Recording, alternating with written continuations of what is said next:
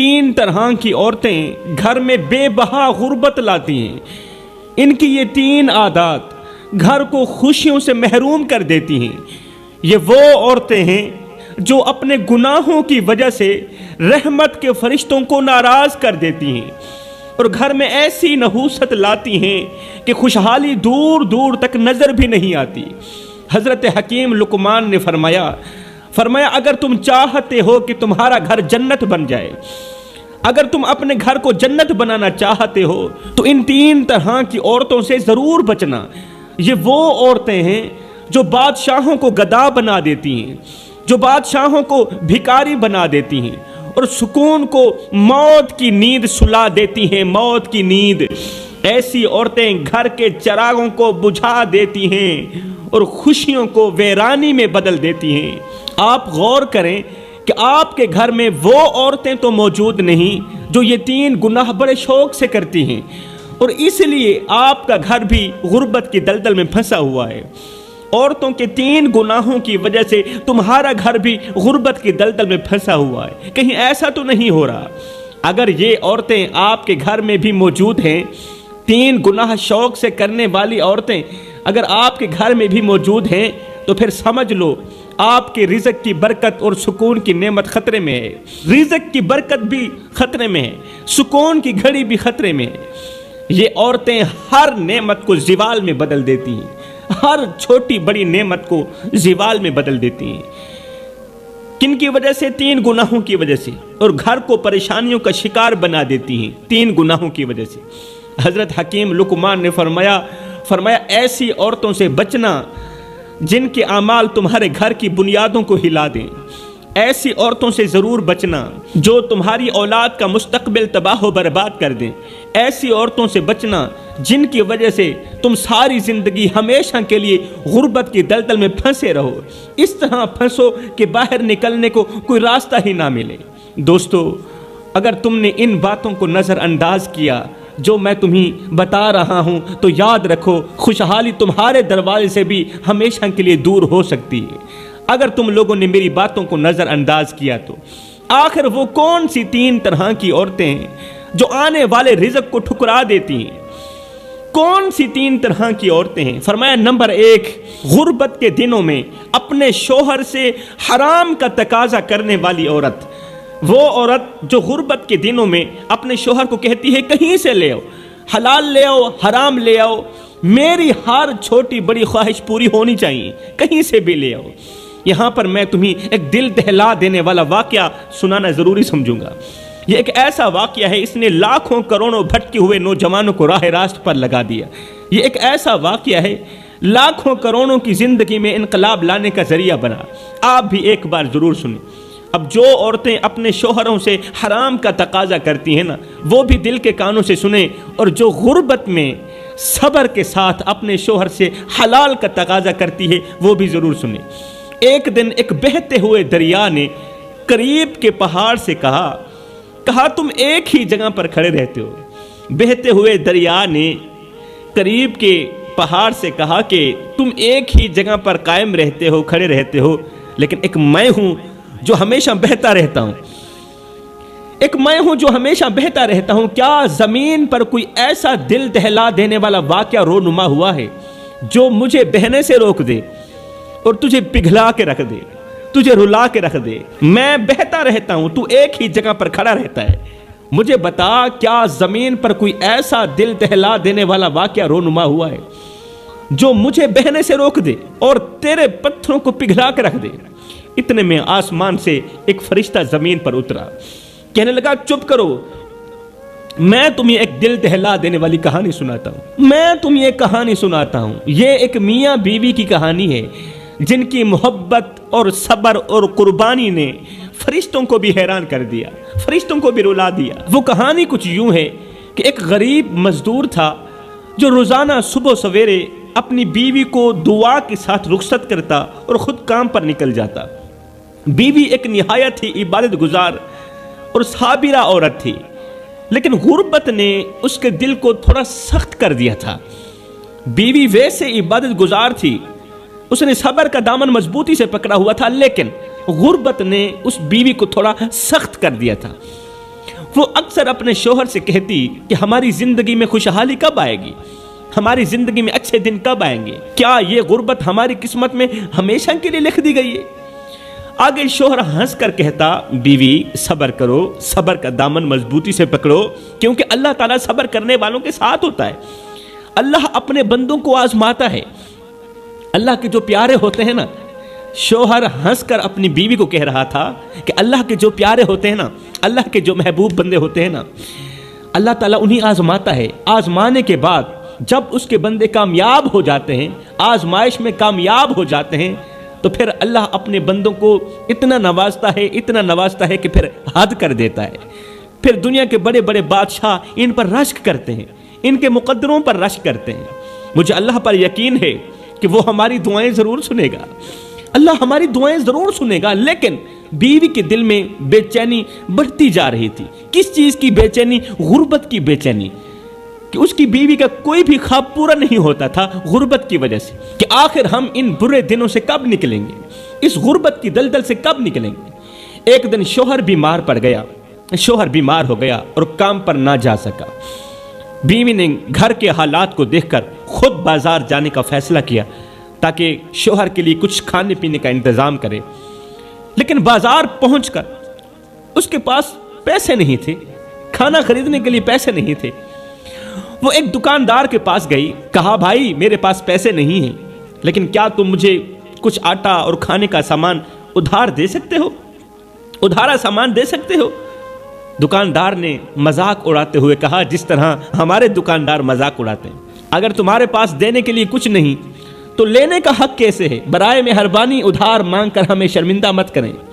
یہ کہہ کر دکاندار نے اسے خالی ہاتھ لوٹا دیا۔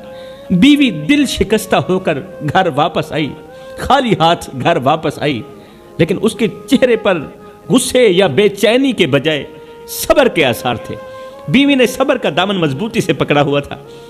اس نے گھر پہنچ کر شوہر کے قریب بیٹھ کر کہا، روتے ہوئے کہا، آج میں نے بازار میں اپنی بے بسی کی انتہا دیکھی ہے۔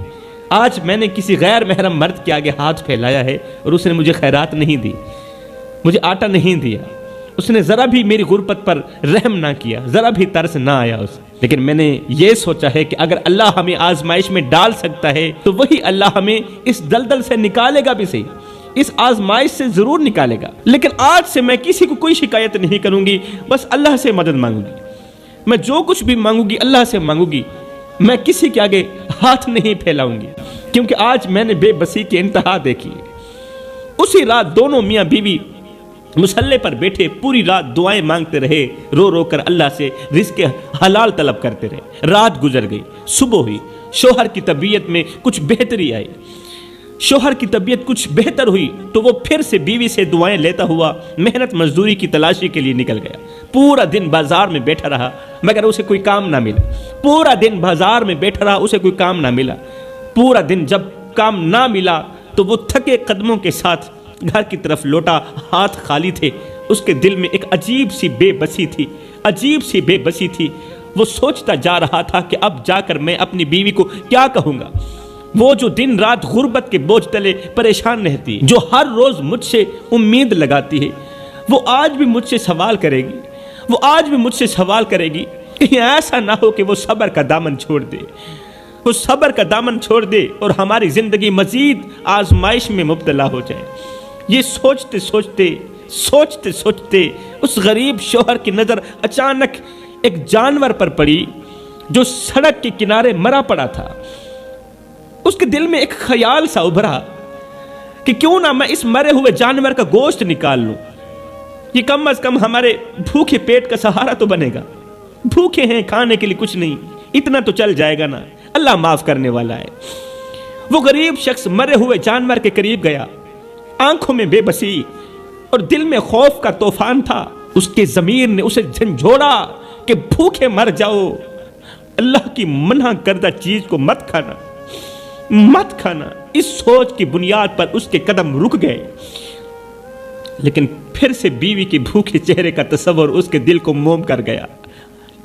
گھر میں بیوی 2 دن کی بھوکی تھی نا، اس نے لرزتے ہاتھوں سے مرے ہوئے جانور کے ٹکڑے نکالے، گوشت کے ٹکڑے نکالے، شاپر میں ڈالے اور رات کے سناٹے میں سر جھکائے اپنے گھر کی طرف روانہ ہوا۔ گھر کے قریب پہنچتے ہوئے اس کا دل زور زور سے دھڑکنے لگا۔ وہ سوچ رہا تھا کہ اگر بیوی کو معلوم ہو گیا کہ میں اس کے لیے حرام لے کر آیا ہوں تو وہ کیا کہے گی؟ میری بیوی عبادت گزار ہے، وہ مجھے کیا کہے گی؟ کیا وہ مجھے حقارت کی نگاہ سے نہیں دیکھے گی؟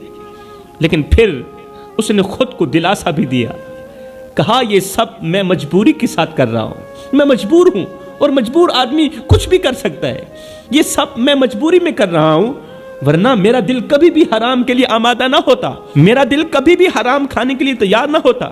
خیر گھر پہنچ کر اس نے دروازہ کھولا، بیوی اندر بیٹھی بے چینی سے شوہر کا انتظار کر رہی تھی۔ جیسے ہی اس نے شوہر کو دیکھا تو اس کی آنکھوں میں امید کی کرن جھلکنے لگی۔ وہ بولی، کیا تم کھانے کے لیے کچھ لے کر آئے ہو؟ میرے پیٹ کے لیے کچھ بندوبست کر کے آئے ہو؟ شوہر نے شاپر کو ایک کونے میں رکھتے ہوئے نظریں جھکاتے ہوئے کہا، ہاں لایا ہوں، یہ اٹھا لیجیے، پکا لیجیے۔ بیوی نے خوشی سے شاپر سے گوشت نکالا، اسے دھویا، ایک دیگچی کے اندر ڈالا، چولہے پر دیگچی رکھی، نیچے آگ جلا دی۔ چند لمحے بعد جب دیگچی کا ڈھکن ہٹایا تو دیکھ کر حیران رہ گئی کہ دیگچی کے اندر گوشت کی جگہ خون ہی خون ہے، دیگچی کے اندر خون ہی خون ہے، اور اس خون سے حرام کی بدبو آ رہی ہے، اور دیگچی کے اندر خون ہی خون ہے۔ بیوی کی آنکھیں حیرت اور خوف سے پھٹی کی پھٹی رہ گئی، ہاتھ لرزنے لگے، اس سے بو برداشت نہ ہو پا رہی تھی۔ وہ فوراً شاپر اور دیگچے لیے شوہر کے پاس پہنچی۔ وہ شوہر جو صحن کے کونے میں چپ چاپ بیٹھا رو رہا تھا، اس کے پاس آ کر کہا، مجھے سچ بتانا کہ یہ گوشت کہاں سے لائے ہو؟ حقیقت چھپانا مت، مجھے سچ بتانا۔ شوہر نے نظریں جھکا لی، اس کے چہرے پر شرمندگی کے سائے تھے۔ لرزتی ہوئی آواز میں اس نے کہا، میں مجبور ہو گیا تھا، تیری بھوک، تیرے چہرے کی مایوسی میرے دل پر بوجھ بن گئی تھی، میں نہیں سمجھ پایا کہ میں کیا کر رہا ہوں۔ تیری بھوک نے مجھے اندھا کر دیا تھا، تیری مایوسی نے مجھے اندھا کر دیا تھا۔ یہ سنتی ہی بیوی آنسوؤں کے ساتھ شوہر کے قدموں پر پڑ گئی۔ روتے ہوئے بیوی نے کہا، اے میرے سرتاج، ہمیں بھوک سے مرنا قبول ہے لیکن حرام کھانا کبھی قبول نہیں ہے۔ اللہ نے ہمیں آزمائش دی ہے لیکن اس کا حکم توڑنا ہمیں کہیں زیادہ نقصان پہنچا سکتا ہے۔ کیا تم نہیں جانتے او میرے سرتاج، مجھے حرام کھلانے والے، کیا تم نہیں جانتے کہ حرام رزق میں کبھی سکون نہیں ہوتا؟ جو عورتیں اپنے شوہروں کو حرام کمانے پر مجبور کرتی ہیں وہ دنیا کی بدبخت عورتوں میں سے ہوتی ہیں، وہ دنیا کی بدقسمت عورتوں میں سے ہوتی ہیں۔ بیوی کا یہ جملہ کہ میں بھوک سے کیوں نہ مر جاؤں، مجھے حرام کا لقمہ مت کھلانا، ہائے یہ جملہ اللہ کی ذات کو اتنا پسند آیا کہ اللہ کی ذات اسی لمحے کے اندر ان پر مہربان ہو گئی، ان دونوں میاں بیوی پر مہربان ہو گئی۔ یہ ایک جملہ اللہ کو اتنا بڑا پسند آیا کہ میرے لیے جب بھی لے کر آنا حلال کا نوالا لے کر آنا، یہ جملہ میرے اللہ کو اتنا پسند آیا کہ اللہ کی ذات ان پر مہربان ہو گئی۔ اے میرے شوہر، میں بھوک سے کیوں نہ مر جاؤں، مجھے حرام مت کھلانا، مجھے موت منظور ہے، حرام منظور نہیں ہے، موت قبول ہے، حرام قبول نہیں ہے۔ مطلب کہ عورت کا یہ ایک ایسا جملہ ہے جو گھر میں بے بہار رزق لاتا ہے، غیب سے رزق لاتا ہے۔ اب پوری رات یہ عبادت میں بیٹھے رہے، اللہ کی عبادت میں مصروف رہے۔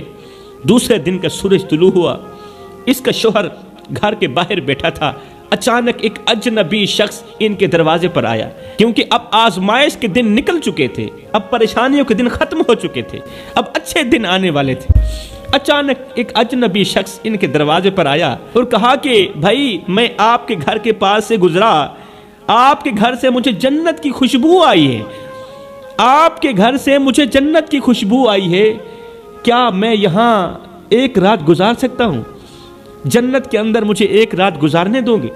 کیا میں ایک رات گزار سکتا ہوں؟ یہ بات سنتے ہی یہ غریب شخص پریشان ہو گیا کہ اگر میں نے مہمان کو اپنے گھر بٹھا دیا تو ظاہر ہے کھانا بھی کھلانا پڑے گا، پانی بھی پلانا پڑے گا، جبکہ ہمارے گھر میں روٹی کا ایک ٹکڑا بھی موجود نہیں، سوکھی روٹی کا ٹکڑا بھی موجود نہیں، ہمارے اپنے کھانے کو نہیں، مہمان کو کیا کھلائیں گے؟ بیوی نے کہا تم پریشان مت ہو، مہمان کو اپنے کمرے کے اندر بٹھاؤ، مہمان کو اندر جگہ دو، کمرے کے اندر بٹھاؤ، اور یہ لو میرا ایک لباس، یہ لو میرا ایک لباس بیچ کر مہمان کے لیے کھانے پینے کا بندوبست کرو۔ شوہر نے ایسا ہی کیا، شوہر نے ایسا ہی کیا۔ اجنبی شخص نے وہیں رات گزاری اور صبح جاتے وقت ایک تھیلا دیا غریب کو۔ اجنبی نے صبح واپس جاتے وقت اس نے غریب کو ایک تھیلا دیا اور ساتھ میں کہا یہ جو تھیلا ہے یہ آج سے 20 سال پہلے میرے مرشد نے مجھے دیا تھا، اور ساتھ میں کہا تھا کہ جب بھی اور کہیں بھی جس گھر کے اندر سے تجھے جنت کی خوشبو آئے، اللہ اکبر، زندگی کے کسی موڑ پر بھی، کسی سفر میں بھی، جب بھی اور کہیں بھی جس گھر کے اندر سے تجھے جنت کی خوشبو آئے، بس یہ امانت ان گھر والوں کو دے دینا۔ اس جنت کے اندر جو لوگ رہائش پذیر ہیں، یہ امانت اس گھر میں رہنے والوں کے سپرد کر دینا، یہ امانت اس جنت کے اندر رہنے والوں کے سپرد کر دینا۔ لہٰذا بھائی یہ لیجیے آپ کی امانت اور مجھے اجازت دیجیے میں یہاں سے جا رہا ہوں۔ وہ تھیلا دے کر امانت ان کے سپرد کر کے مہمان وہاں سے چلا گیا۔ جب شوہر اور بیوی نے تھیلا کھولا تو دیکھ کر حیران رہ گئے کہ اس میں سونے اور چاندی کے سکے بھرے ہوئے تھے، کیونکہ اب مشکل وقت ختم ہو چکا تھا، اب آگے آسانیاں ہی آسانیاں تھیں، کیونکہ ہر مشکل کے بعد آسانی ہوتی ہے۔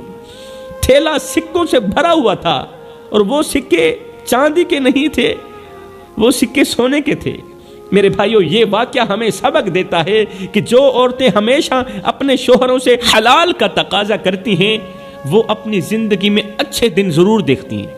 قسم ہے اللہ پاک کی، ایسی عورتیں اپنی زندگی میں اچھے دن ضرور دیکھتی ہیں، اپنی زندگی میں عروج ضرور دیکھتی ہیں۔ ایسی عورتیں جلد ہی مشکلات سے نکل جاتی ہیں۔ آج میرے معاشرے کی ہر ایک عورت پریشانی کی دلدل میں کیوں پھنسی ہوئی پتہ ہے تمہیں؟ صرف اس لیے کہ یہ عورت حلال اور حرام کی تمیز نہیں کر پا رہی، اسے حلال و حرام کی تمیز کا پتہ ہی نہیں ہے، اس لیے تو اس کے گھر میں پریشانیوں کے علاوہ اور کچھ بھی نہیں۔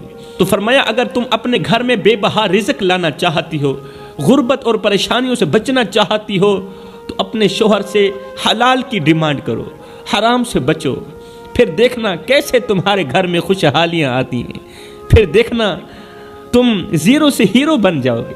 گھر کا رزق ختم کرنے والا جو دوسرا گناہ ہے وہ ہے تکبر۔ تکبر چاہے مال کا ہو، دولت کا ہو، حسب کا ہو، نسب کا ہو، انسان کو تباہ و برباد کر کے ہی دم لیتا ہے۔ تیسرا گناہ مال کے ہونے کے باوجود بھی جو عورتیں دروازے پر آئے کسی سائل کو روٹی نہیں دیتی، کسی ضرورت مند کی ضرورت کو پورا نہیں کرتی، جو عورت فقیر کو خیرات نہیں دیتی، مال بھی ہے دولت بھی ہے پھر بھی غریب کی مدد نہیں کر پا رہی، ایسی عورت کبھی بھی زندگی میں اچھے دن نہیں دیکھ